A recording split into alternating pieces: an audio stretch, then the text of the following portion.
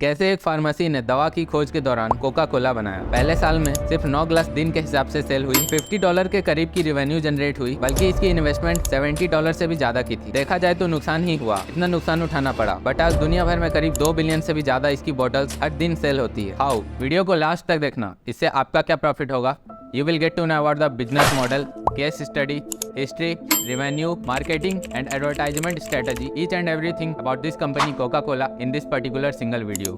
ये बात है तब की जब अमेरिका में सिविल वॉर चल रहा था। इस टाइम 1865 में जॉन पेम्बरटन नाम के एक लेफ्टिनेंट कर्नल वॉर में बुरी तरह इंजर्ड हो गए। पेन से रिलीफ पाने के लिए पेम्बरटन एक मॉर्फिन नाम का ड्रग्स कंज्यूम करने लगे और कुछ टाइम बाद फौज की नौकरी छोड़ दी। इंजरी तो ठीक हो गई, लेकिन ड्रग लेना उनके लिए एक एडिक्शन बन गया। अब पेम्बरटन इस ड्रग के एडिक्शन से खुद को छुड़ाना चाहते थे और वो इस ड्रग के एडिक्शन से खुद को छुड़ाने के लिए इसका सॉल्यूशन ढूंढने लगे। यहाँ एक बात बता दूं कि पेम्बरटन ने फौज की नौकरी से पहले फार्मेसी का कोर्स भी किया था। वो कई बार इस ड्रग के इलाज से खुद को पीछा छुड़ाने के लिए कई बार एक्सपेरिमेंट और रिसर्च भी किए, लेकिन हर बार उन्हें फेलियर का ही सामना करना पड़ा। इसके बाद उनका फ्रैंक रॉबिन्सन से दोस्ती हुआ।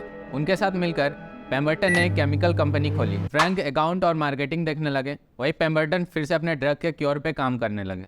उस टाइम पे सबसे पॉपुलर मेडिसिन थी वाइन मिरियानी, जो कि कोकेन और वाइन के मिक्सचर से बनती थी। उस टाइम पे अमेरिका के जाने माने और बड़े बड़े लोग जैसे कि अमेरिका के प्रेसिडेंट थॉमस एडिसन इस ड्रिंक को पिया करते थे। उस टाइम एक इंसान ने इसे बहुत कंज्यूम किया और इसके एडिक्ट बन गए, वो थे John Pemberton. John Pemberton Morphy का नशा किया करते थे, लेकिन जब उन्होंने वाइन मिरियानी को टेस्ट किया तो वो इसके भी एडिक्ट हो गए। क्योंकि वो भी एक केमिस्ट थे, तो उन्होंने वाइन मिरियानी से कम्पीट करने और खुद के ड्रग का क्योर ढूंढने के लिए एक फार्मूला तैयार किया, जिसमें सोडा पानी मिलाने के बाद लोगों को टेस्ट कराया और लोगों को भी इसका टेस्ट बहुत ही पसंद आया। इस फार्मूले में कोका लीफ और कोला नट्स का यूज हुआ था। कोका लीफ से कोकेन आता था और कोका नट्स से कैफीन आता था, और जॉन पेम्बरटन ने इसे फ्रेंच वाइन कोका नाम दिया। French wine Coca was a very big success, लेकिन तभी कुछ टाइम बाद यूएस की गवर्नमेंट ने अल्कोहल को हर जगह फुल्ली बैन कर दिया। बिजनेस को रनिंग रखने के लिए उन्होंने ड्रिंक को कार्बोनेटेड वाटर से रिप्लेस कर दिया, बट क्योंकि कार्बोनेटेड वाटर का टेस्ट उतना अच्छा नहीं होता, इसलिए उन्होंने इसकी टेस्ट को बढ़ाने और बिजनेस को सक्सेसफुली ग्रो करने के लिए कोकेन फ्री एक सिरप बनाया। इस सिरप का इन्फॉर्मेशन एक ट्रेड सीक्रेट है। अब क्योंकि ये ड्रिंक कोकेन फ्री बनने लगा, तो पेम्बरटन ने इसका नाम चेंज करने का सोचा। फ्रैंक रॉबिन्सन ने इसका नाम कोका कोला सजेस्ट किया। सबको यह नाम पसंद भी आया। इसके पीछे 2 रीजंस थे। पहला, इस नाम में ड्रिंक के 2 प्रिंसिपल इंग्रेडिएंट के नाम आते थे, that is coca leaf and cola nut. दूसरा, ऐसा सिमिलर मिली जुली वर्ड्स सुनने में काफी अच्छा लगता और कंज्यूमर्स को इजीली ये ब्रांड नेम याद रहता। इसके अलावा कोका कोला का लोगो भी फ्रैंक रॉबिन्सन ने डिजाइन किया। नाउ अब इसका नाम फ्रेंच वाइन कोका से कोका कोला कर दिया गया। पहले साल में दिन भर में सिर्फ 9 ग्लास की ही बिक्री हुई। पहले कुछ सालों तक इसमें कोई ग्रोथ नहीं देखा गया, उल्टा इसमें लॉस ही देखा गया। उतनी सेल्स नहीं आ रही थी because Pemberton was selling Coca Cola as a medical aspect. उसके बाद अनफॉर्चुनेटली 1888 में जॉन पेम्बरटन का डेथ हो जाता है और वो आज की डेट में कोका कोला का ग्रोथ नहीं देख पाए। मरने के पहले जॉन पेम्बरटन ने अपनी कंपनी को $2300 में एस कैडलर को सेल कर दिया था। कैडलर कंपनी को पूरी अमेरिका में फैलाना चाहते थे, इसलिए कैडलर ने कोक को मेडिसिन नहीं बल्कि एक हेल्दी टेस्टी रिलैक्सिंग ड्रिंक के नाम से मार्केट में उतारा। In the initial days Coke was sold in the fountain, क्योंकि ये चीज कैडलर को बहुत ज्यादा सस्ती पड़ती थी। Give the syrup, mix it with carbonated water and then sell it. ये सब तो चल ही रहा था कि 2 लॉयर्स जोसेफ और बेंजामिन आते हैं और कुछ ऐसा बोलते हैं कि कंपनी का पूरा किस्मत ही बदलने वाला था, and that was bottle it. ये एडवाइस कंपनी में बहुत ही ग्रोथ लाया। इसके बाद पूरे अमेरिका में अपनी सेल्स को बढ़ाने और पैर पसारने के लिए कंपनी ने एक कैंपेन और सीक्रेट को अपनाया। जो भी कोका कोला खरीदने आता था उस कस्टमर को ये एक फ्री कूपन दे देते थे। अब जो भी इस कूपन को दोबारा लेके आता था उसे एक कोका कोला की ड्रिंक फ्री में मिल जाती। 1894 से 1913 तक कोका कोला ने 8.5 मिलियन कूपन रिडीम किए और इसके बाद पूरी अमेरिका में कोका कोला फेमस होने लगा।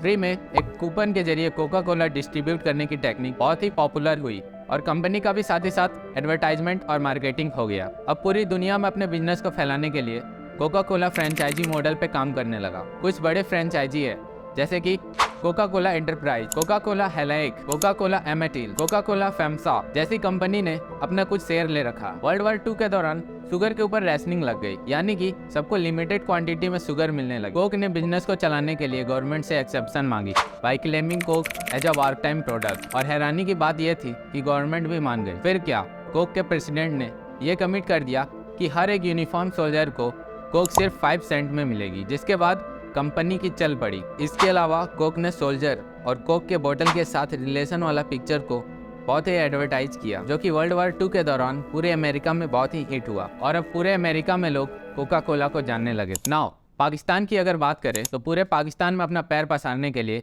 कंपनी ने कुछ टेक्निक्स का यूज किया। कंपनी ने कोका कोला के बॉटल्स पे पाकिस्तान के कुछ कॉमन नेम्स प्रिंट करके बेचने लगे, जो कि वहाँ के सिटीजन से मैच कर जाए, लाइक अन्ना, सारा, जोहान, जोया, एमा। ऐसे कुछ कॉमन नेम्स प्रिंट करवाने से लोगों का अटेंशन इनकी बॉटल्स पे आया और इनकी बॉटल्स बहुत ही तेजी से सेल हुआ। मान लो एक तरफ पेप्सी, माजा, बहुत सारी कोल्ड ड्रिंक्स रखा हुआ है और एक तरफ आपके नाम का एक कोल्ड ड्रिंक रखा हुआ है, भले ही आपने उसे टेस्ट किया हो या नहीं। तो यहाँ बहुत ही हाई चांसेस है कि आप अपने नाम की कोल्ड ड्रिंक को खरीदोगे, भले ही आपने उसे टेस्ट किया हो या नहीं। बॉटल्स पे नाम लिख के और उसे सेल करने की टेक्निक बहुत ही वायरल हुई और इसका अच्छा खासा प्रॉफिट कोका कोला कंपनी को देखा गया। लोग बॉटल्स पे लिखे अपने नेम के साथ सोशल मीडिया में अपने पिक्चर्स को पोस्ट करने लगे, तो इससे उस पर्सन के साथ free of cost Coca Cola का भी एडवर्टाइजमेंट होने लगा। इसके अलावा कोका कोला कई कंट्रीज और स्टेट्स में अपने कोक स्टूडियो बनाए। कोक इन वैन जैसी technique, same taste, same price, same logo जैसी छोटी छोटी मार्केटिंग स्ट्रेटेजी को पकड़ा और ऑडियंस और कस्टमर गेन किया। बात करें इंडिया की, तो जब कोका कोला इंडिया में आया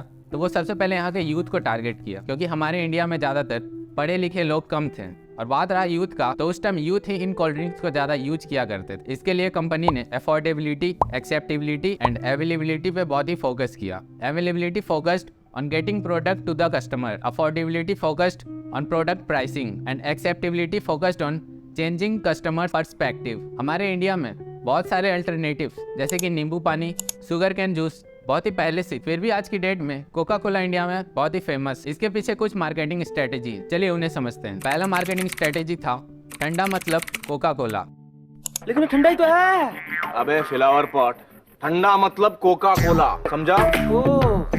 ठंडा मतलब कोका कोला। हाँ अब बोल, ठंडा मतलब कोका कोला। ठंडा मतलब कोका कोला। ये ऐड तो आप सभी ने देखा ही होगा, जिससे कंज्यूमर्स को बताया गया कि ठंडा पीना है तो कोका कोला ही पियो। इनडायरेक्टली कोका कोला ने नींबू पानी, शुगर कैन जूस ऐसी दूसरी अल्टरनेटिव से खुद को बेहतर बताया। सेकेंड एडवर्टाइजमेंट स्ट्रेटेजी था सबका ठंडा एक। तो आजा आजा खुद से बाहर, सबका ठंडा कोका-कोला। ओ सबका ठंडा, सबका ठंडा, सबका ठंडा एक कोका-कोला। इस एडवर्टीजमेंट में भी ये बताने की कोशिश की गई कि सबका ठंडा एक ही है and that is Coca Cola only. So सब कोई कोका कोला ही पियो। थर्ड मार्केटिंग स्ट्रेटेजी इस पियो सर उठा के। कोका कोला पियो सर उठा के। इस एडवर्टीजमेंट में भी कोका कोला को दूसरे कोल्ड ड्रिंक से सुपीरियर और अच्छा दिखाने की कोशिश की गई। इस एडवर्टाइजमेंट स्ट्रेटेजी से कोका कोला पीने वाले को प्राउड फील कराते हुए दिखाया गया। ये सब तो चल ही रहा था, लेकिन इस बार कोका कोला ने बहुत ही अच्छा दिमाग लगाया। इस बार उसने इंडियन फेस्टिवल्स को टारगेट किया। फेस्टिवल्स पे एडवर्टाइजमेंट वीडियो बनाए और इसका नाम दिया ओपन हैप्पीनेस कैंपेन, जिसमें इंडियंस की खुशियों को कोका कोला से कनेक्ट करते हुए दिखाया गया। चौथी मार्केटिंग स्ट्रेटेजी थी क्रिकेट से रिलेटेड। इंडिया में कोका कोला ने देखा कि यहाँ क्रिकेट बहुत फेमस है, तो कंपनी ने क्रिकेट की खुशियों को कोका कोला से कनेक्ट करने का सोचा।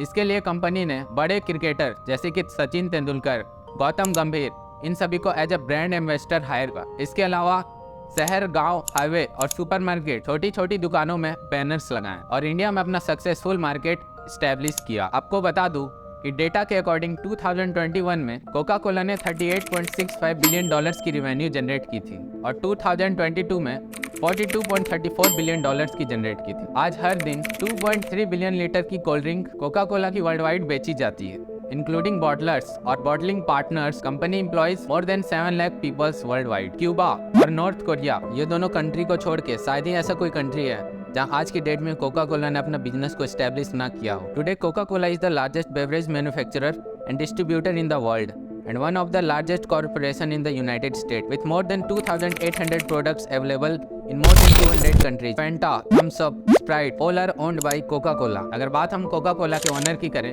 then I would like to tell you that Coca-Cola is a publicly listed company. Means इसका कोई एक ओनर नहीं है. However, the largest shareholder of the company is American businessman Warren Buffett. So I hope आपको ये video अच्छी लगी होगी. If you like this, then share it with your friends. Make sure that you hit the like button and subscribe to this channel. For more business, case study and self-growth topics, you can follow this channel. See you in another video with some interesting content.